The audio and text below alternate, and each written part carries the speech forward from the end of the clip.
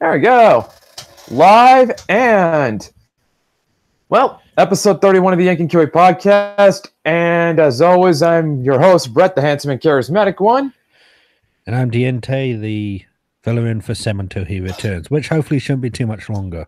Yeah, actually, I was talking with Sam just recently, and he found out there was actually a much easier way to get him a new headset instead of me having to forward you money to forward to him. I could just buy it for him and send it to his house. Oh, that could work. That'd probably be better, actually. Yeah, it would. I think it would be better.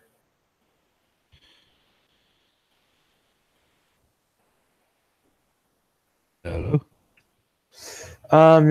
Nothing. Just got distracted. Okay, I thought I'd lost you there. Sorry. No, you haven't. No, you haven't, man. But yeah. Anyway, there was something I kind of want to go over for a sec. Okay, so last night I was going through Walmart. Nobody needs to know why. I had reasons to be there. Okay, people got to eat. Okay. Okay, Dinte, you know what yesterday was? I feel like I should know the answer to this. Well, okay, what month was it? It was September for you. Yeah, it was September. Yeah, September. Now here's the interesting thing. It's late September, and Walmart is already rolling out their stock for Christmas. What? Yeah, you heard me. Late September, and they're already rolling shit out for Christmas. Don't they have Halloween and something else to go? Thanksgiving to go through first? Yeah. Yes, they do. Wow. And I thought we were bad. Yeah, I mean, like, dude, I get why they do it. Don't get me wrong. You start early, you maximize the profit. It's I swear to God, they start earlier every year, because in New Zealand it used to be, the first week of December they'd start bringing all the Christmas stuff out. Now it's like the beginning of November.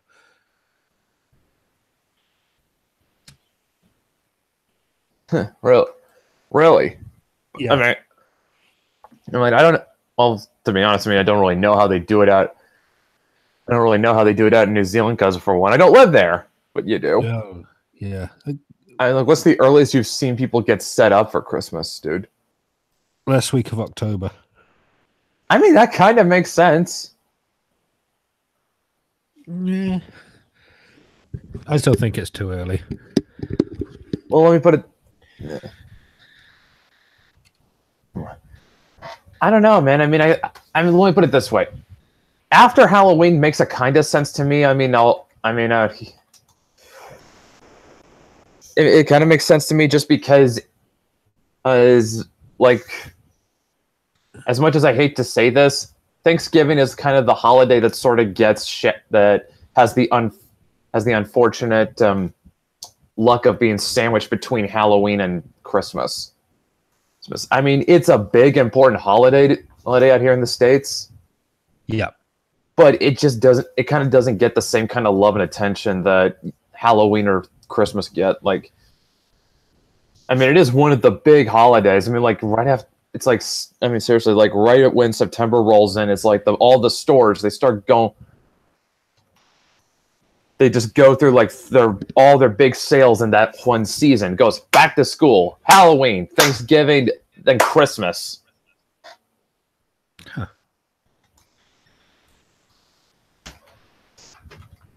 But yeah, if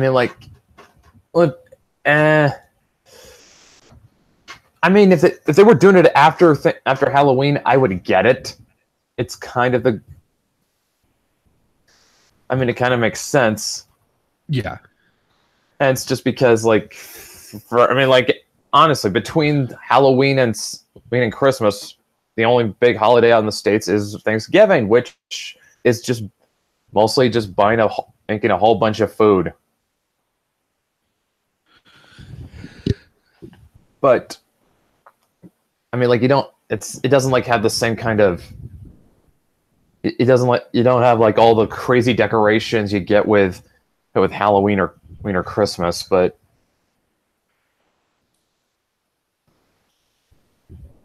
Yeah. I mean, Halloween's not a big thing over here. It's just like, I think we mostly do it just for amusement. So between now and Christmas, is no other holidays here, really. yeah. Yeah. Also, Chad says, Altarian RVN says, I feel y'all. Oh, lucky Ingalls just put up our Halloween stuff.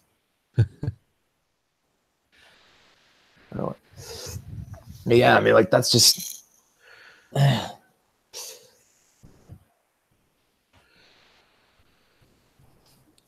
Yeah. So does that mean Christmas sales and that will start soon as well, or are they just putting the decorations up? That's the decorations. They're putting like all the stock up, like stuff they expect people to buy for Christmas.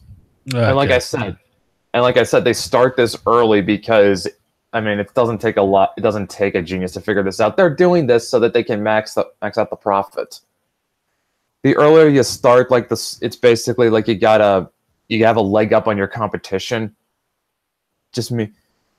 And that means they can roll out more Christmas stock, and that means, like I said, it just means they can make more money off that holiday.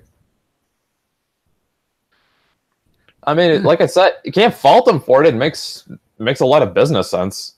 Yeah, from a business point of view, it does. Yeah,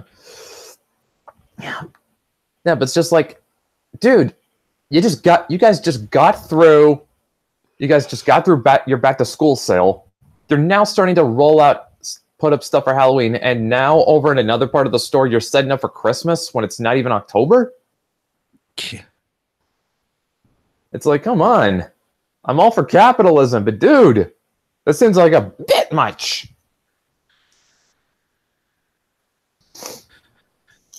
That's crazy. I'm actually going up to one of the cities next Monday for my own reasons, so I'll actually take a look around the store and see if they're doing the same thing here. Might be interesting to see what they do out in New Zealand. Yeah. Yeah. I'm not really sure how much more I can go with that train of thought. Just that it just seems like it's just excessive, and I mean, it makes sense because it maximizes profit. I hate to keep repeating myself, but yeah. But it's like, kind of seems like a bit of holiday fatigue, I suppose. I mean, like, like right after Christmas, like, there's like, it's just dead throughout January. Like, nobody's got money or energy for anything. Yeah, it's also the in your mind, it's the start of the year, so you're kind of in that phase where you want to get shit started and you're wondering what's going on. I hate January. Yeah, January for me is like the worst month of the year. Like, I don't know why, but literally anytime something in my life has gone wrong, it always has happened in January. Like, I have lost jobs in January. I've had shit go majorly sideways in January. It's always in January. I don't know why.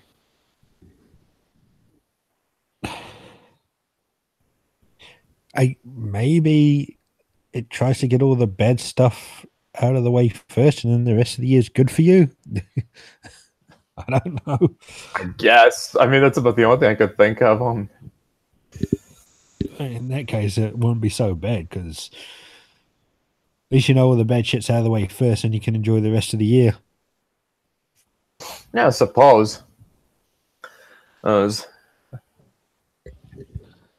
suppose. I mean, now, in other news, here's something I saw on Twitter. I think like it was like last a couple weeks ago. Apparently, Batista's going back to WWE. Man. Like, and given the timing,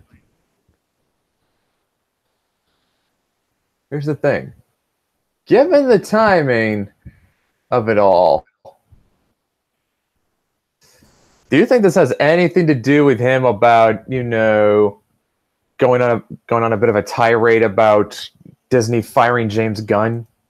Oh yeah, he said he didn't want to return to Guardians if James Gunn's not coming back, didn't he? Yeah, and then they thought, well, I think it was more like if they weren't using James Gunn's script, and I don't know. I'm not certain, but yeah, all I know is that I'm looking at an article from The Sun, and it says that,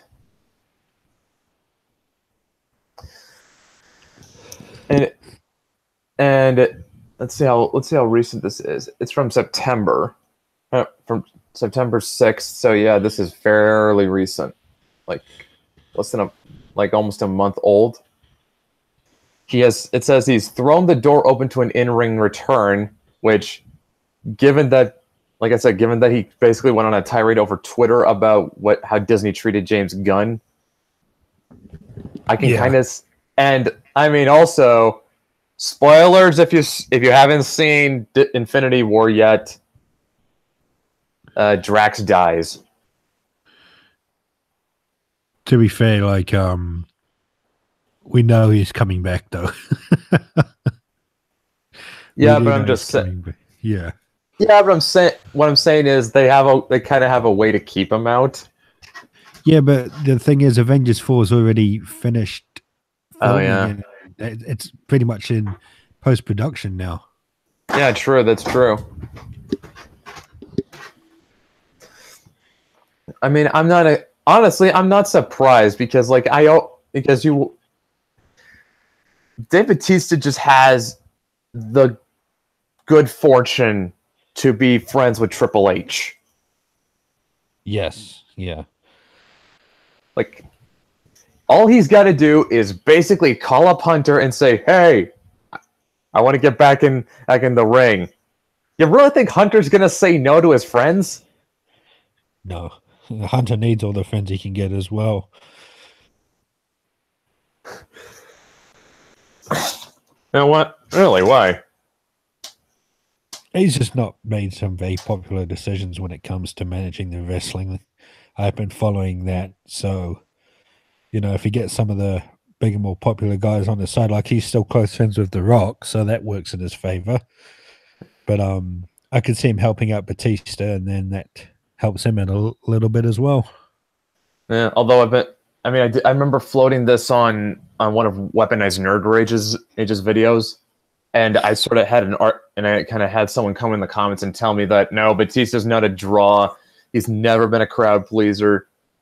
Sir, Hunter's not going to do it, dude. Like I said, you really do not get that. Yeah, the wrestling business is a business, but a lot of this is built on loyalty and nepotism. Yeah, and Batista did have some pretty big moments. Yeah, I mean, like, he was an Evolution. Yeah, and his feud with The Undertaker, I think it was 2007, was pretty popular. Oh, was that the one? Was that the one where they had the world title on the line? At WrestleMania, yeah, but then they feuded for a while after that. And I think they even had a Hell in the Cell, and you know how popular Undertaker's Hell in the Cell matches go. Yeah, I mean, like, it's just like, yeah, Undertaker's one of those guys. Always was one of those guys who really made. He always was one of those guys who always made Hell in a Cell really fun to watch. I mean, like him, Mick Foley. I mean, yeah, him and Mick Foley probably had the definitive Hell in a Cell match. Yep. And that was actually mostly the reason for that is the cell wasn't put together properly and it freaking broke on them. Oh, yeah. Yes, that's right. They fell right through the ceiling. Yep. And Mick Foley was actually confirmed to be knocked out for a few seconds when he hit the ring. Yikes. Yeah. Also, Shawn Michaels had a lot of great Hell in a Cell matches. Yep. Yeah, and that was against Undertaker as well, wasn't it? Oh yeah, you're right. And what? Yeah, I mean, like the it's like a rule. The best Hell in a Cell matches have Undertaker in them. Yeah. I remember the last one that one of the last ones that they did before they started to tone it down was that 6 man Hell in the Cell match. I feel like I know that one. I think was Edge Yeah. and I think it. I feel like it was Triple H, Edge, No, Edge Gold. wasn't in it. Why am I picturing Edge then? I don't know. There was Rikishi, Austin, The Rock, Undertaker, Kurt Angle, and Triple H. Oh, that was who was in it. For Yeah. some reason, my brain saw Edge and Goldberg in there. Goldberg wasn't even in it then. And Edge was still doing his bloody stupid when him and Christian were trying to be the models and the glamour face for WWE. Was a really weird storyline. Really? Yep. Wait, was that the one where? Wait, was that the one where they brought in where they had the catchphrase where, for the benefit of those with flash photography, we have a new pose. Yeah, and they would do a quick pose before each match. That's the one. Oh man, yeah. A little bit. Although weren't like Edge and Christian though like always sort of like at this point they were kind of goofy. Yeah, yeah, they were trying to be these. They were like heel, but they weren't completely evil heel. It was a more comedic heel team. Yeah, they were. Yeah, they were just goofy. They were just a bunch of goofballs. I mean, although I mean like no. So like I think I missed out on that. So how well did that go over at the time? It lasted a year, so it must have been pretty well. But this was back when WWE gimmicks were really quick. They never drag anything out for years. I mean, 6 months max is the expected timeline for a stable or a story. Not a tag team. Tag teams could go on a while. I'm like talking about a proper stable. And yeah, if a gimmick lasted a year, that means it was popular and well received, but it wouldn't have much lifespan after that. Mm-hmm. They were constantly changing all the time back then. Mm-hmm. I guess they had a lot more ideas to work with as well. Yeah, true. And also because it was the Attitude Era, they didn't have to worry about toning it down to the PG level. No, they did not. No, certainly no. Was this around the time when Edge and Christian also had that 3-man feud with the Hardys and the Dudleys? Yep, that was some good matches he had. Yeah, it introduced a TLC match, and then I think it was WrestleMania 2000. They had a tables and ladders match, all three of them, and that was one of the best matches I've seen. That was a really well coordinated one. Yeah, it was. Not only that, I think like yeah, I mean like I mean that match was like career builders for everyone involved. I mean, Yeah, everyone knows. I mean, everyone knows what happened to the Hardy Boys. They got super popular after that. yep. Yeah, and then of course Edge went on to be the first guy to win Money in the Bank. That's right. That was a few years later though, because that's when he cashed it in and beat John Cena after a match with Kurt Angle, and John Cena was, well, apparently really exhausted. Yeah, I remember that. That's what everybody does with Money in the Bank. No, They there just was. wait. They just wait till the other guy is tired, and then they just go for it and just for it. I do remember someone. I can't remember who it was, but they won it, and then they cashed it in that night, and they said it'll be at next year's WrestleMania, whoever the champion is. Oh God, who did that? I can't remember. But I do remember that happening.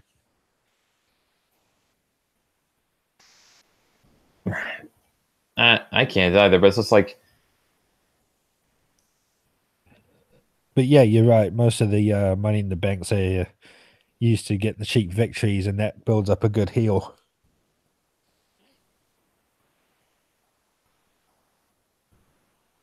Yeah, true. I mean, like it's just like just waiting on the. I mean, just waiting until a guy's way too tired to just fight anymore. That's about as heelish as you can get. Um, what was I going to fucking say before you brought up that Money in the Bank match? Oh yeah, you're talking about that. We were talking about the WrestleMania 2000 It was tables and ladders match, and yeah, that's what got the Hardy Boys really popular. But yeah, it's also what got the Dudley Boys um, built up good in the WWE, because before that they were just an antagonist group who would, put people through tables. That's all they were known as. But after that, they started to go for a bit of a face turn, and that's when Edge and Christian took their heel turn. yeah, yeah, yeah. I think I remember. I think I remember.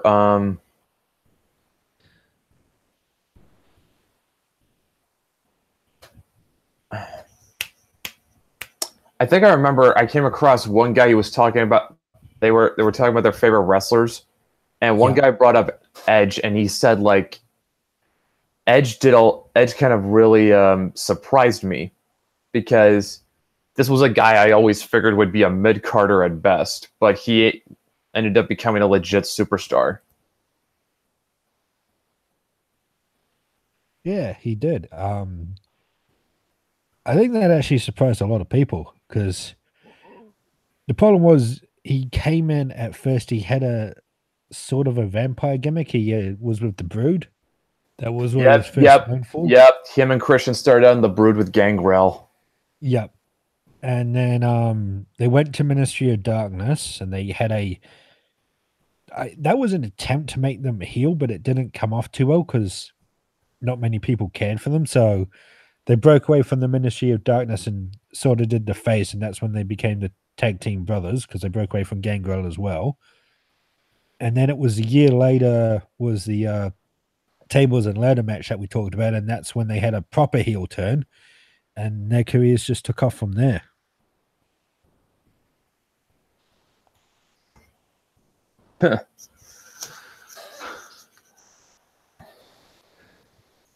Now, of course, I think it was 2011. Edge was forced to retire because of a neck or back injury, one of the two. Yeah. Oh man, yeah. That's yeah.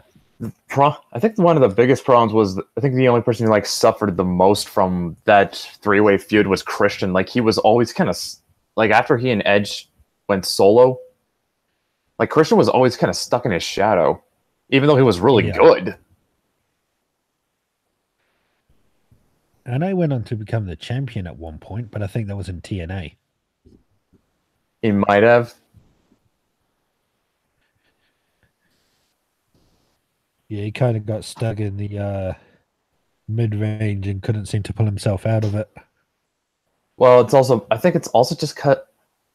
Maybe just they didn't really know what to do with him. Like that's not the first time that shit's happened. Yeah, that's true. Like they'll have a guy who's like like the WWE will they'll have a guy who's like super freaking talented, but they just don't know what to do with the guy. Yeah. I've seen that happen to a lot of people.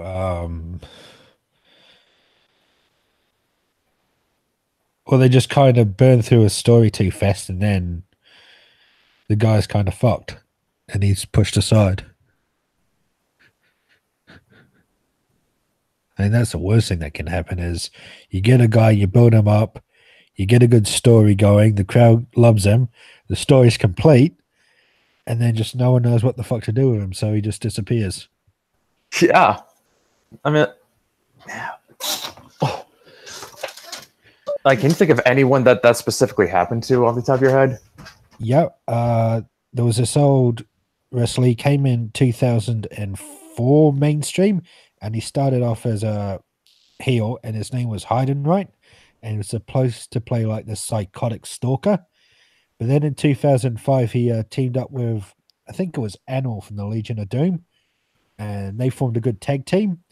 And he became really popular after that. But anyway, him and Animal had a feud, and Animal turned heel, and then Heidenreich ended up beating him, and would be the new face of the Legion of Doom, and then nothing happened after that. He got fired the next week. Yeah. And he didn't get fired for anything he'd done. They just said, yeah, we don't know what we want to do with you, so we're letting you go.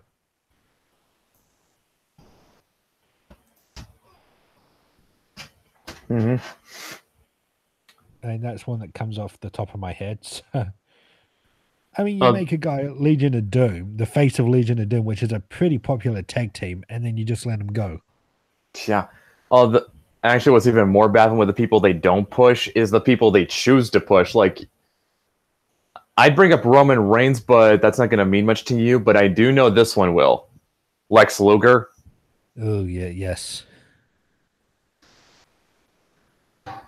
Yeah. Now, everything I have seen about Lex Luger suggests that they were trying to push him to be like the next Hulk Hogan, and it was not taking at all.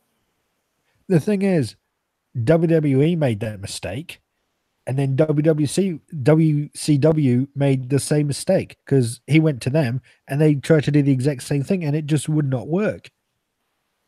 They tried making him they tried making him and Hulk Hogan over in WCW.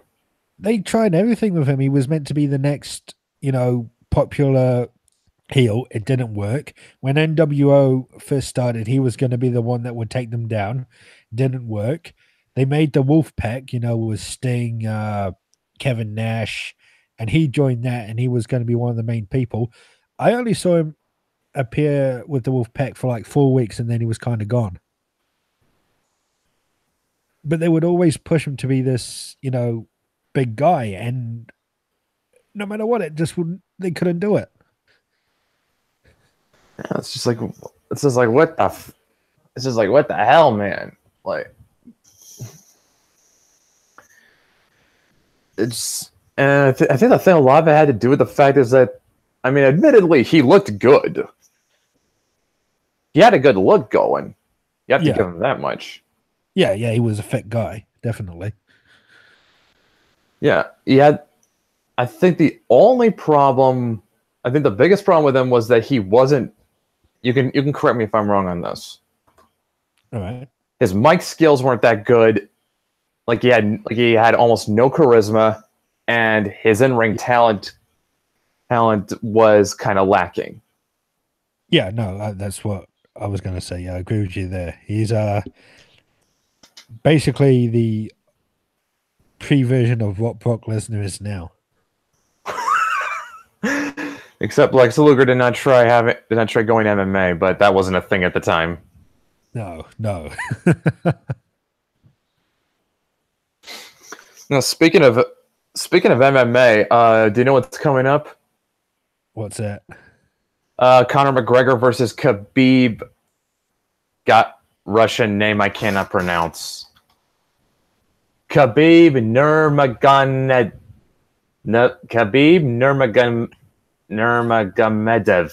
Khabib Nurmagomedov. That's a. I'm just gonna have to ask. I'm gonna have to remember to ask Ginger. Maybe she'll know how to pronounce it. She's Russian. Okay.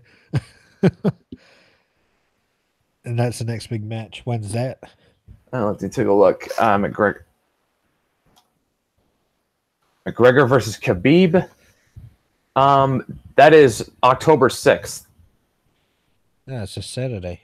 Yep. Well, it'll be Sunday. Sunday my time, won't it? Yeah. Yeah. Oh, here's something. What's that? It looks like it looks like Khabib's record 26-0-0.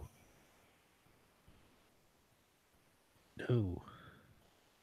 Which I think we can take to mean is he's had 26 matches and he hasn't lost one of them. Yeah. Or tied. Conor 21-3-0. Yeah. That should be a good match then. Yeah. No, I mean, if anything, you got Conor McGregor. The dude makes money like crazy. Crazy. Like he's a draw, and I'm pretty And if Khabib's record's anything to go, he's good. I gotta wonder what this guy specializes in. Oh, dude! It says according to his wiki page, he currently holds the longest undefeated streak. Oh shit! Yeah. His style he fights in sambo, judo, pankration, and freestyle wrestling. That's a pretty big combination. That's a pretty good combination. Yeah. The only thing I think Connor, he does Brazilian Jiu-Jitsu, but he has a brown belt in it. Ah. Yep, brown belt in Brazilian Jiu-Jitsu. And I think if I remember correctly, a brown belt is like that's like a rank below black, isn't it? I'm really not sure. I can't say I know, and also Brazilian might work a little differently. Well, I think we can safely assume he's highly ranked in it. Yeah. Oh, yeah. Definitely. Yeah. I mean, Connor's fighting record sort of speaks for itself. How good he is. Yeah. Honestly, what he's really good at is just he has these really quick strikes that you'll never see coming, and they can basically just end the match. So it's all about speed and precision with him. Yeah. And I'm guessing based on the fact that Khabib has studied like several different martial arts, I think we can assume what he's good at is just mixing it up and keeping his opponents off balance. Yeah, I was going to say he's going up against a very technical person though, so he's going to have to keep on edge. Like I said, honestly, the best way you can tell who's going to win is how long the match goes. Like, I think Joe Rogan talked about like how Connor can basically end a match in like a few rounds. Yeah. If he's going up against an opponent that has to make him keep going, then that's when he runs into trouble. Because as good as Connor is, he is definitely not a guy that goes the distance. No. He's a guy that prefers to get in and end his matches as quickly as he can. That's probably the best thing to go about it, but yeah, it should be interesting. Yeah. It was also part of why he kind of lost. It was also part of why he lost to Floyd Mayweather, just because not just because Connor's doesn't have a lot of experience boxing, but also just because, if I remember correctly, Floyd is really good at going the distance. He's really good. He is really good at basically wearing his opponents out. And unfortunately, that's what he did to Connor.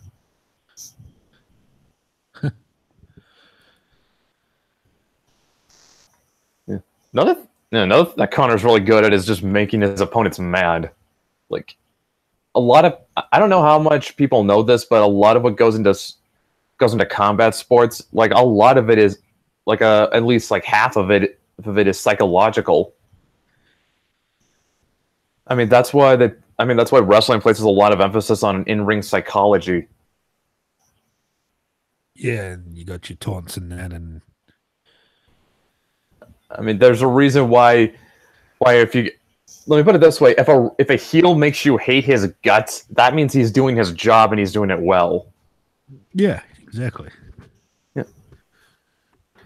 Yeah, and it's kind of the same thing with stuff like boxing and MMA. What Connor's really good at is he's just really good at making his opponents pissed off, and that makes them kind of lose focus and waste their energy.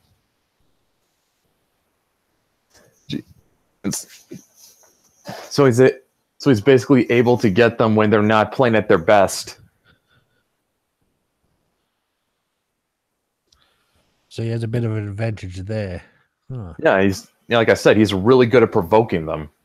Yeah, yeah. What time's this match? It says it's 7 p.m. I think it's East. Okay, let me check again. I need to close. This pay-per-view is Saturday, October 6th at 7 p.m. That's Pacific time. Okay. So let's see. Let me take a look at what time it is right now. Because I have a world clock set to Auckland.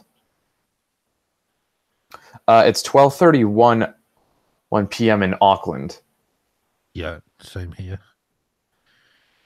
Yeah, so and it's 4:32 right here, so 7 you're basically 8 hours ahead of me if I'm reading this right. Well, actually you're 20 hours ahead, but I'm adding 8 just to make it easier on me because I got to account for the fact that you're technically a day ahead. Yeah. Okay, so if it's 7 p.m. out here in Washington. Okay, at least 5 of that is 12, which leaves about, if I'm doing the math right, it'll be 3 a.m. in New Zealand. Oh, boo. Like, did they? Wow, if I don't know if I'm right, but this just seems like you guys get sort of screwed on these sort of things. Yeah, pretty much. And I'll be at work at that time anyway, so even if I was home, At 3 in the at 3, you'd be at work at 3 in the morning. yeah, I work at a supermarket, so we start early, getting all the stock ready for the day. I love those hours though, because I don't have much contact with people, and it makes me happy. I don't blame you. Yeah.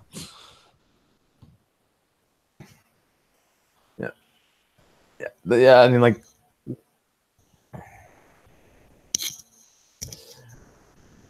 so yeah, it just seems like it's hard for you guys. It seems like it's hard for you guys to keep up with some of up with some of these pay-per-views. Yeah, it is. I mean, you can always book them and record them, but it's not exactly the same thing as watching them live. True. It doesn't have the same effect. Yeah, it's like, yeah, I mean, like, it's not the same thing as just watching it happen in real time. Because there's, and like I said, this actually looks like it's probably going to be a pretty good fight. Like, because like I said, you got Khabib, is very versatile, and Conor, who's highly specialized. Kind of interesting to see how that fight could go.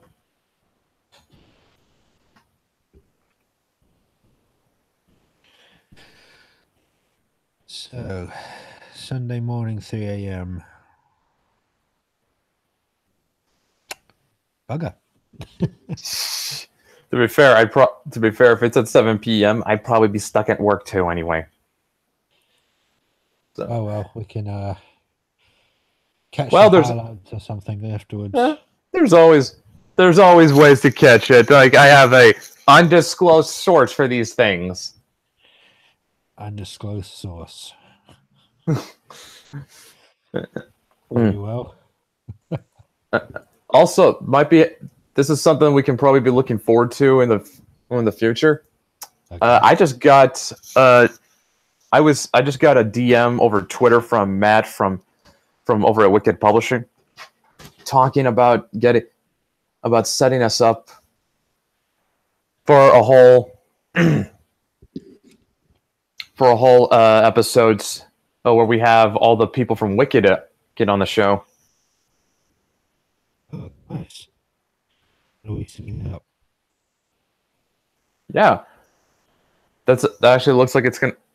Now the date that we've set is October 13th. It's just a matter of me just moving one of my days off that week, which I don't think should be too hard. Okay. October 13th. Yeah, I mean the plan for that, but we should plan for that. Which October 13th is, well, out here it's going to be a Saturday. Yeah, I'm looking at the Sunday for me. That shouldn't be a problem at the moment.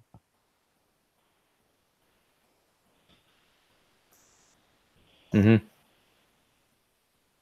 Yeah, so yeah, week on Sunday. Yeah, I should be here for that. I'm not thinking, nothing's coming to mind of why I shouldn't be there. All right, perfect. Yeah. That sounds like sounds like the only obstacle is just me being able to get that day off, which again, I don't think it should be too hard. I just got to see if work can switch one of my days is off that week with that Saturday, and we should be pretty much aces.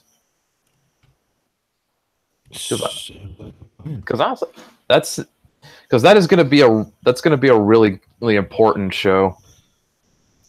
Yeah, that'll be a good one. I'll be looking forward to doing that one. Yeah, I mean, oh man, I mean, like, yeah, it's not just going to be a good one. It's also going to be like, this is probably going to be like one of the big ones for the history of the show, and it's also going to help put a lot of eyes on Wicked because they are like the company's been around for like a little over a year. They're still growing as an indie publisher. So we've basically got a lot to help grow the brand, which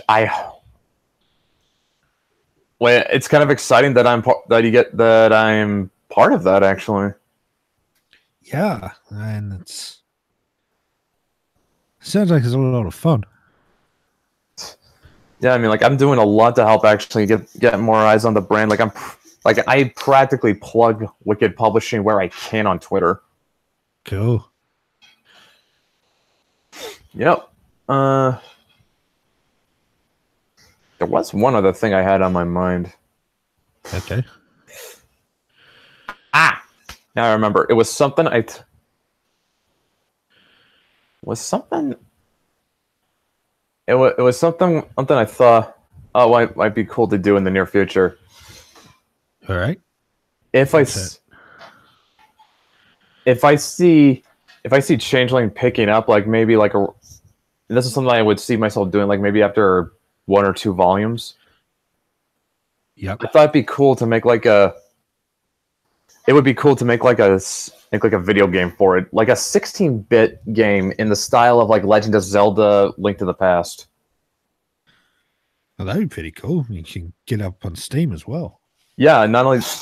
Yeah, I mean, like it's simple. It'd be 16 bits, so it wouldn't exactly be hard to code. In fact, like guy in my Discord actually said that he was studying IT, so he could.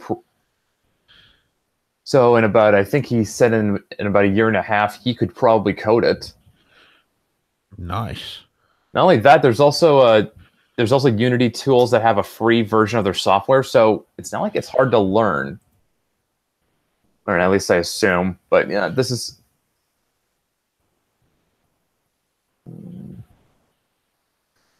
At least I assume it's not hard to learn. I really wouldn't know. Yeah, I mean, I'm sure you could find enough help online anyway for it. Yeah. There'll be instructions and that around.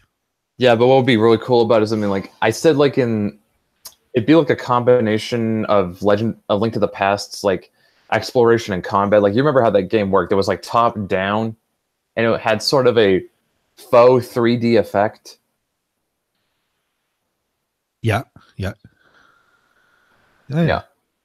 But I also want to mix it. But I'd also mix it up with some like old school JRPG mechanics, like like stuff out of Final Fantasy IV. That'd be cool. Yeah, it would be, and it would be.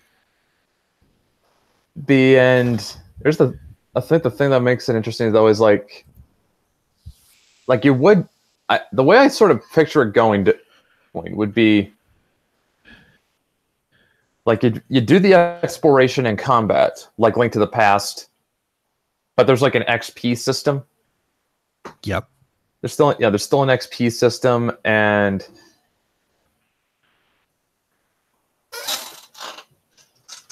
system, and you would obviously get XP from killing enemies and bosses, as well as loot.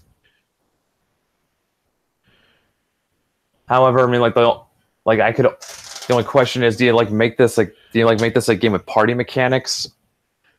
Thanks, because Legend of Zelda didn't Link to the Past, at least. I don't think Link to the Past had it was single player. I know that for a fact, but I don't think it's like a game where you could easily adapt party mechanics into. No, I wouldn't say so. Yeah. No, it's. Although I do think there was one Zelda game that sort of had party mechanics in it. Didn't it? I can't remember. It was Legend of Zelda: The Four Seasons. And I'm thinking of that one that was done like Dynasty Warriors. Oh, Hyrulean Warriors. That's the one. Yeah. By the way, the one I'm thinking of is Legend of Zelda: The Four Swords Adventures. Okay. I'm not too familiar with that one. Yeah, this one. Yeah, unfortunately, when this game came out, I was still playing Xbox. I had not really bothered with Nintendo. Yeah, it says main campaign of Four Swords Adventures can be played by 1 or 4 players. So there was some. So it looks like there was some co-op involved in it. Interesting. Well, maybe it's not. Maybe you could integrate it into your game somehow. Then I don't know. Maybe if I probably have to play that game just to get a feel for it. Yeah, that's true. Is that available anywhere? Let's see. It was mainly released on. Says it was mainly released on Nintendo GameCube. There might be some emulators around. Yeah, that can't be hard. That cannot be hard to get. Yeah, because that's a pretty old system now. So I'm sure they've got a perfected one about. Yeah, I would not worry too much about that, but it's probably a good idea. But yeah, I mean, that was.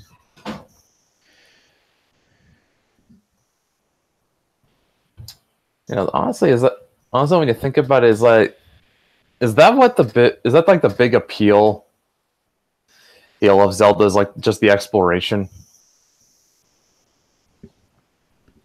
I never really was a Zelda person, but I've played a lot of games like it, and they were a lot of fun. I guess it's just the fun factor when it comes down to it. I'm gonna say, I'm gonna go with it. Yeah. Yeah, I mean, every Zelda fan I talked to, they'll mean what they liked most about it is they really like just the exploration of it aspect of it all. Okay, that's fair enough. I mean, there was a game I really like on the PlayStation 3, which was like a sort of throwback to the old Zelda game that's called 3D Dot Game Heroes. Really? It's a really fun game. I wish I'd bring that to Steam, but yeah, it was in the same vein and play style of the older games. Like everything before Ocarina of Time? Yeah, before those.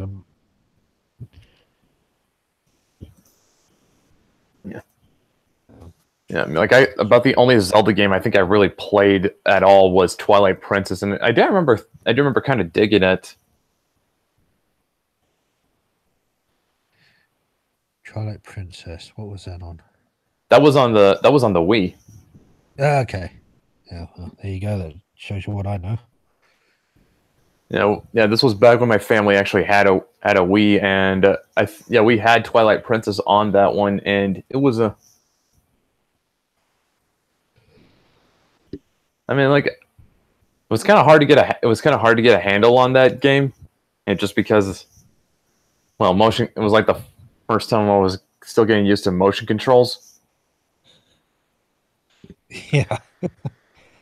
Yeah.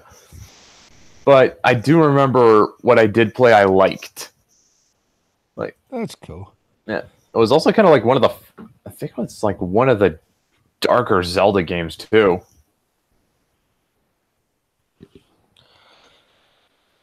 I thought Majora's Mask would have been the darker one. Oh, wait, I'm pretty sure if you're ranking them, they don't get much darker than Majora's Mask. But Twilight Princess is like it's there. It's an Okay. Well, fair enough. or at least it was either it's one of the darkest games in there. And what was although like I'll say this though, that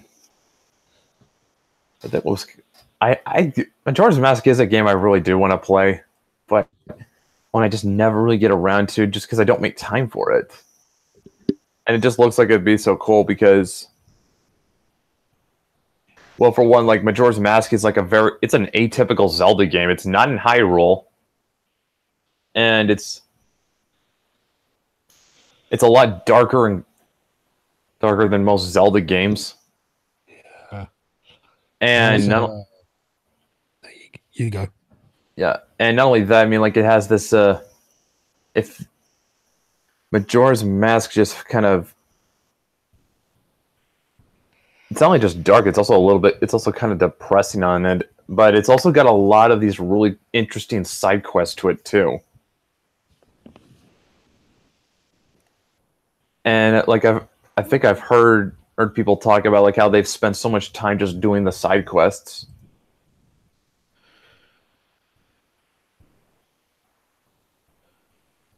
How many side quests is it? Was it like sort of Skyrim-ish? You just go around collecting them, and you don't actually have to focus on the main story.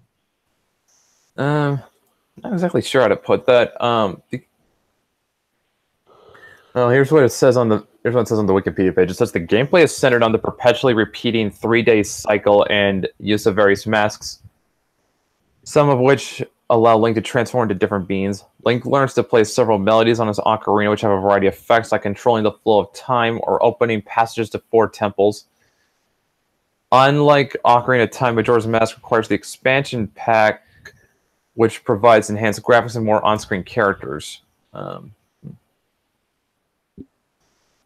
But yeah.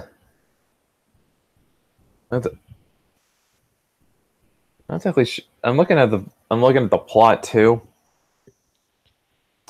Ooh, I'm not trying to see if I can, but I'm not sure how much I want to read off without just spoiling the whole game because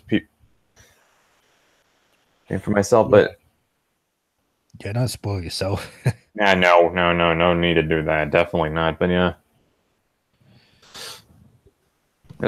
although that is actually interesting to me that it required a 4 megabyte expansion pack to run it. Oh, It was like a Nintendo 64 accessory. It just added more RAM to the console. So I'm taking that to mean like this was for the time that was a very graphics heavy game. So it probably looks really good too. yeah, I've seen some video plays of it. It's a really nice looking game, Even for its time. even for its time.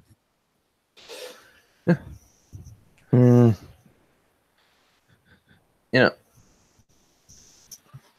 Yes.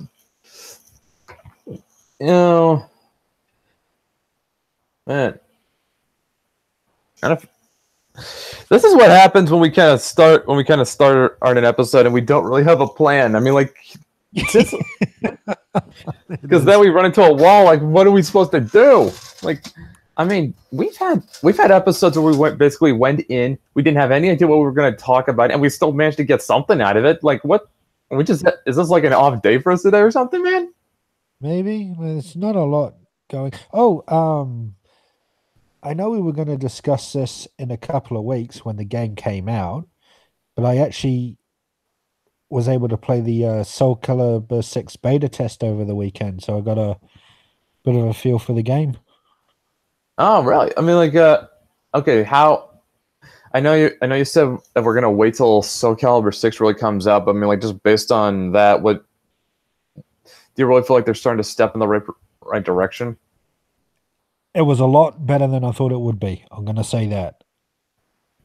You could only play online rank match, which, you know, fair enough. They were just they clearly said it was just a beta test, so I wasn't expecting a full demo. But the reversal edge, which we talked about, which is can come down to luck. Hmm. That is annoying, and that seems to be unlimited. And I found a lot of people spamming that, and that got annoying. But other than that, I was actually quite surprised at how well it was done. So first impressions are, yeah, it's a lot better than I thought it would be. I don't know how this is going to reflect on the final game and that, but yeah, it was interesting. Yeah, that's that's at least encouraging to hear that that the game, at least right now, looks like it's stepping in the right direction. Yeah, Especially I after mean, nobody really liked especially after nobody liked Soul Calibur 5. oh god, that was such a fucking disaster. Yeah. That was such a fucking disaster. Yeah. Yeah, so it looks like there's some reason to be encouraged. Yeah, I mean, it's too early to make a good call, but I admit I was a bit impressed with it. But Jesus Christ, people take shit so fucking seriously on the internet. I mean, you get messages, you know, when you win, like, I'm going to find you and kill you. It's like, seriously, guys, it's just chill the fuck out. Yeah.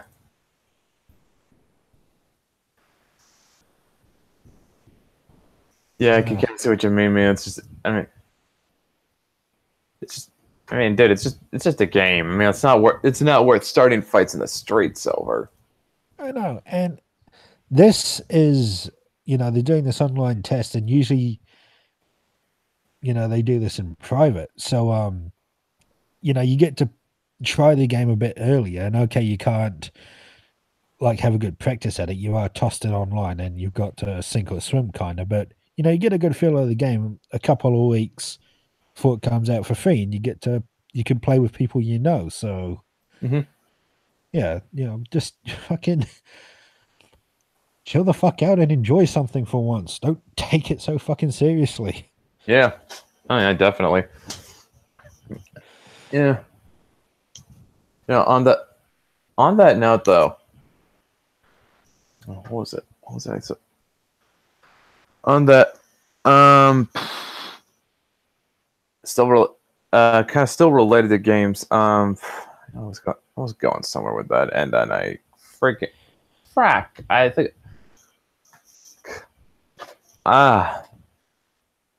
yeah, I can. Yeah, I kind of feel like I lost my train of thought. Fuck. But yeah,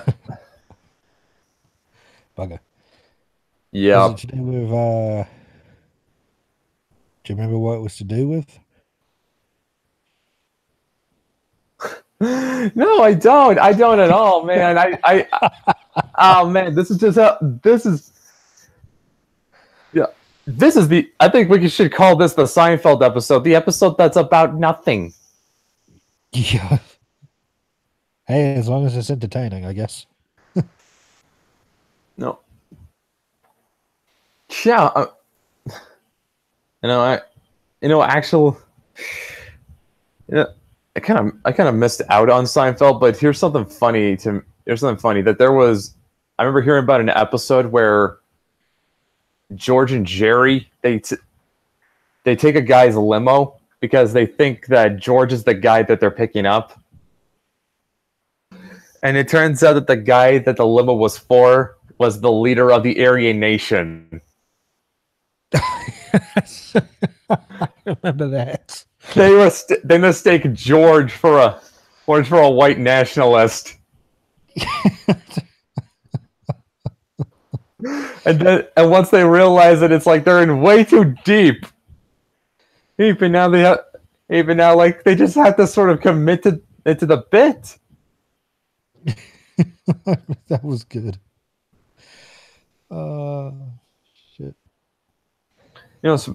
Speaking of comedy, I actually recently saw that Chevy Chase actually has some words for or the latest version of Saturday Night Live. Oh, what's he say? That it's some of the worst humor he's ever seen. Wow. That's saying something. Well, I think if anyone knows what funny is, he would, because he helped make Saturday Night Live, didn't he? Yeah, pretty much.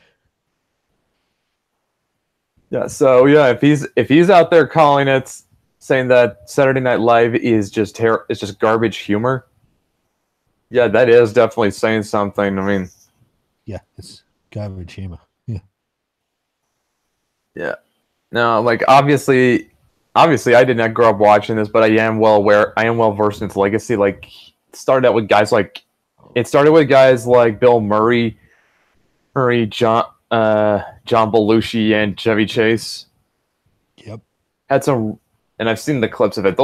That is some really funny TV. Agreed. Yeah.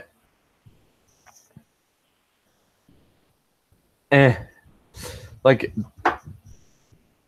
but and obviously I haven't watched it in years just because I don't have TV anymore. But I do remember one night I think I was flipping through and found Saturday Night Live, and it couldn't hold my attention for the love of God at all. It's just like it was awful.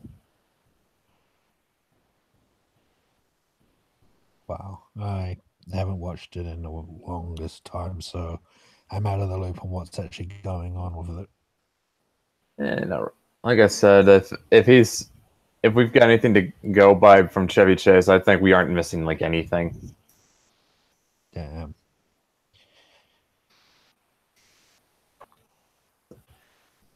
It's like, does anyone even legitimately think this shit is even funny at all? Should take a survey on that and find out. Yeah, definitely should. But yeah.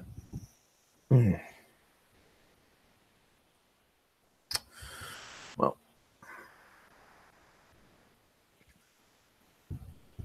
I think we've been going about for about an hour, and I don't think we've really got how much we can go with. So you feel like calling it good here? We're having a bit of an off week. Yeah, we are definitely having an off week. We probably should have had something prepped before we got in, man. Oh well, live and learn.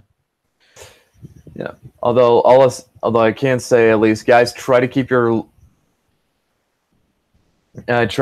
eyes out for that Wicked episode. And I am going to try to make that happen. This is an opportunity that is too good for this show to miss, Yeah. and I am not going to let work get in the way of it. Yeah. So this has to happen. I agree. We should do this. Yeah, and we definitely have to do this because it's not going to just be me, Matt, and Michael in there. There's also going to be, well, the other Matt, the one writing McKinnon Chronicles. There's going to be Cody, who's got Jack Irons. There's Canales, who has Decimators, and God knows who else, because I know there's some other people in the lineup that I'm probably missing. And missing this stat is like, seriously, you'd seriously be doing yourselves a disservice if you missed this, guys. Yep. So clear your calendar for that day. Yep. October 13th. And I think the time we're setting it for is 9 a.m. 9 a.m. PS. The time we are setting that for is 9 a.m. Pacific Standard. Which that's no problem for me. What about you? 9 a.m. Pacific time. What would that be for me? Let's see. You're basically 8 hours ahead of me, so okay, 3 of those go to noon. It'd be 5 p.m. your time, I think. Yeah, I can do that. Yeah. All righty, that. So yeah, guys have your calendars.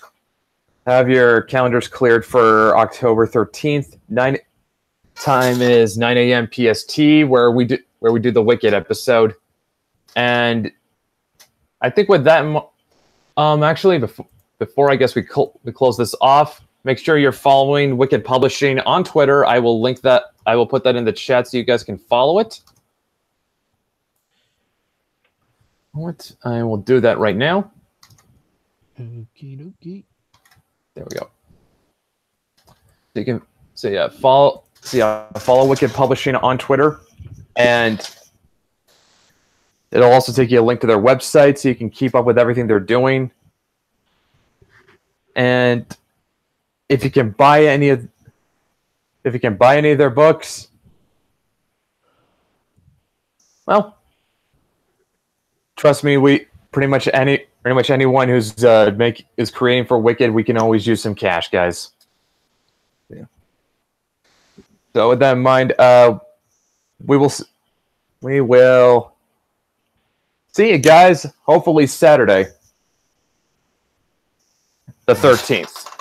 All right. Take care until then.